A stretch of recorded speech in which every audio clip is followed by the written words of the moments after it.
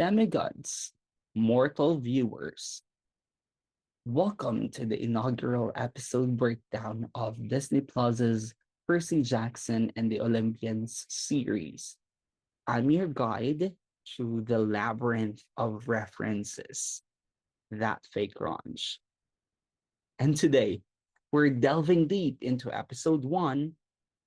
I accidentally vaporized my pre algebra teacher.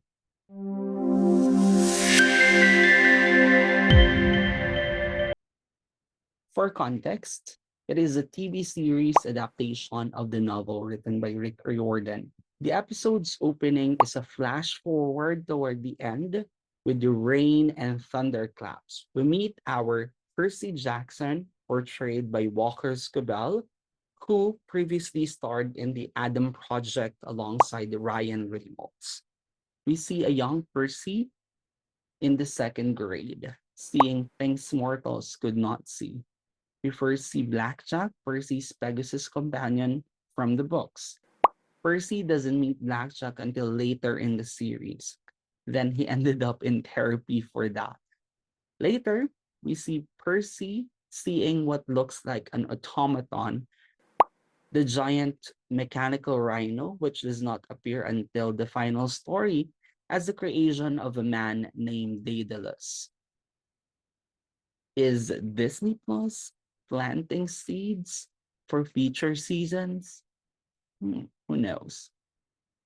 Now, in his drawing book, we can see a lot of mythological creatures such as Hydra, Griffin, I think.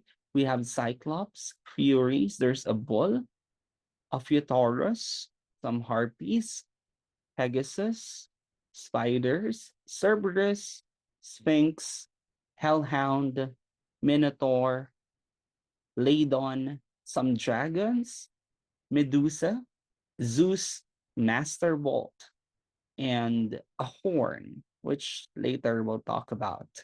Notice the change in lighting when Grover is introduced. Played by Aryan Simhadri, Grover gives a Minotaur trading card, which foreshadows the event later in the episode. Mythomagic cards are actually an in-universe trading cards. We cut to the scene of the Metropolitan Museum in New York, which also appears in the book. As they tour the museum, we see a visual representation of Percy's dyslexia, just like any other demigods. Cut to the flashback with his mother, Sally Jackson. His namesake is Perseus, who would, in a way, enjoy the same fate as him, like defeating Medusa and receiving winged shoes. However, he is an amalgamation of other Greek heroes such as Heracles and Theseus. Sully utters this line that I really like. Not everyone who looks like a hero is a hero. And not everyone who looks like a monster is a monster.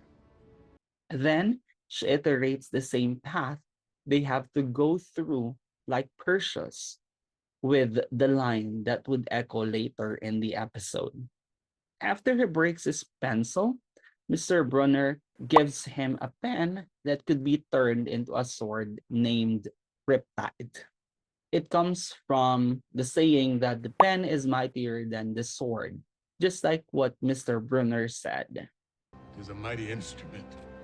In the fountain, look how Percy took the meat from Grover's sandwich and Grover took the cheese.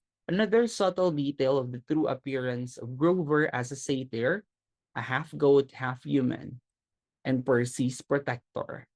Goats are noticeably herbivores. Grover suggested that Percy should see Mr. Kane. We know that there's another series set in the Percy Jackson series called The Kane Chronicles.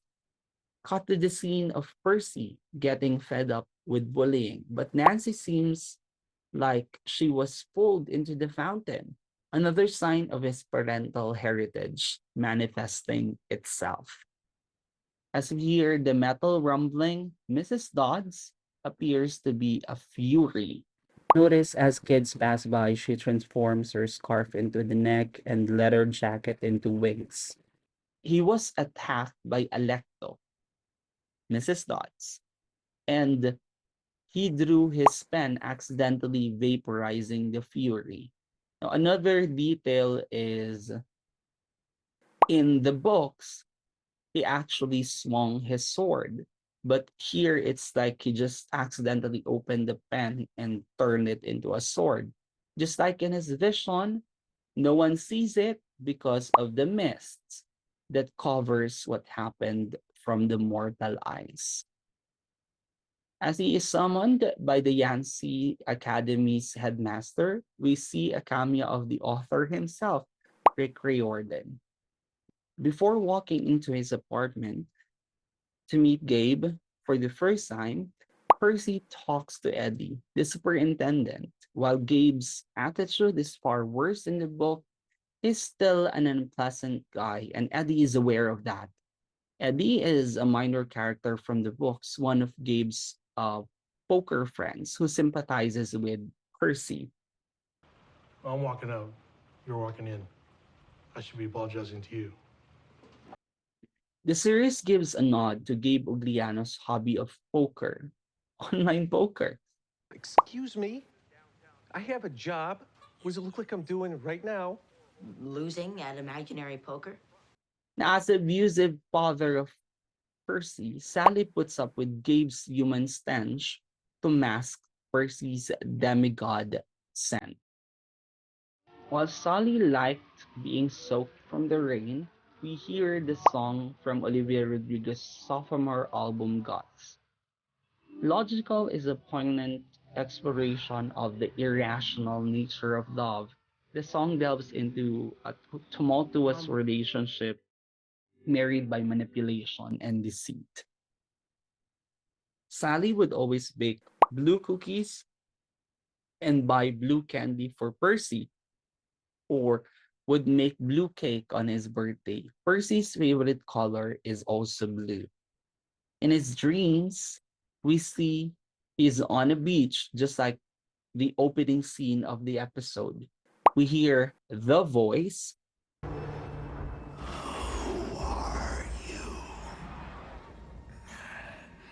a foreshadowing of what is to come. In Mintox's cabin in Long Island Beach, we see a lot of sea references like seahorse, poles, a conch image, seashells, I think some fish, sea slugs, and some more.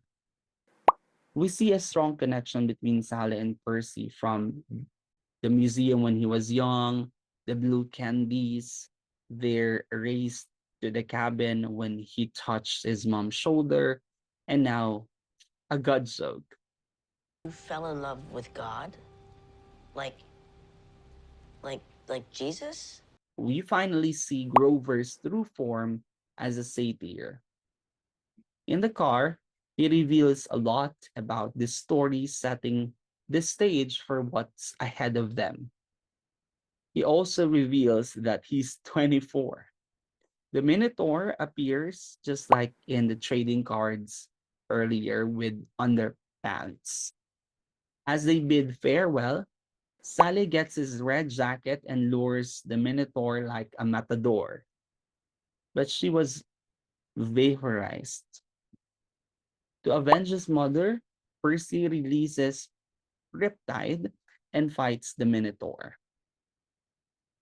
He plucks one of the horns, and just like the one we see in the drawing earlier, he stabs it to death and vaporizing the Minotaur. We hear the voice of other campers gathering around Percy, as well as the voice of Annabeth, which we will meet later in the season. The credit sequence depicts the whole plot of the first season as well as other seeds Disney has planted. We start at the center from Zeus's Master Bolt, which the season is adapting the Lightning Thief novel. We see the Furies, what seems to be the hippocampus from the next book, the Minotaur turning into a chimera, Chiron, the capture the flag game, the bus, the train, the yellow taxi cab, which I think has Hermes's winged shoes, Medusa, the arch at St. Louis, Cerberus, the three-headed dog, of course, the winged shoes, Hades in his underworld throne, Ares riding a motorcycle, the Pegasus, or it could be Blackjack, the fiery red owl from, I think, Mark of Athena, Lotus Hotel and Casino with the roulette, Hermes, the water world, Hephaestus, Poseidon with his famed trident. You see the Olympus with Athena, again Hephaestus, Hades, I think it's Ares, and of course the title card. After, we have a preview of the next episode, something like the post-credit scene from the MCU. That concludes our deep dive into episode 1 of Percy Jackson and the Olympians. If you enjoyed this immersive breakdown, don't forget to like, subscribe, and hit the notification bell for more demigod adventures. Until next time, may the gods favor your journey.